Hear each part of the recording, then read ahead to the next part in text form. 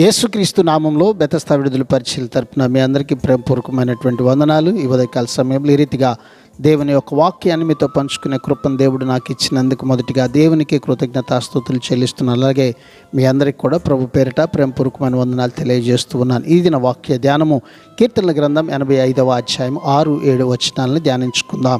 నీ ప్రజలు నీ యందు సంతోషించున్నట్లు నీవు మరలా మమ్మును బ్రతికింపవా యెహోవా. నీ కృప మాకు కనపరచుము, నీ రక్షణ మాకు దయచేయము. దేవుడు ఈ వాక్యమును మనందరి వినికిడిలో దీవించి ఆశీర్వదించునుగాక. ఆధ్యాత్మిక జీవం లేకుండా, దేవుని కృప, రక్షణ, పాప విముక్తి అనుభవం లేకుండా నిజమైన ఆనందం ఉండదు. తన ప్రజలు పాపాన్ని విడిచిపెట్టి సంతోషంగా ఉండాలన్నది దేవుని కోరిక. కాబట్టి ఇది ఆయన సంకల్పం అనే స్థిరమైన పునాదిపై ఆధారపడినటువంటి ప్రార్థన.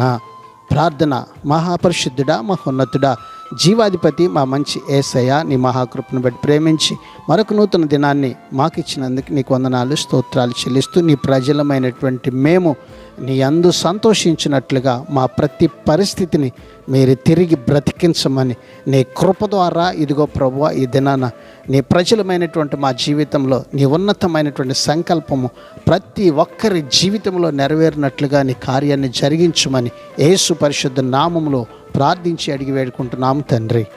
ఆమెన్.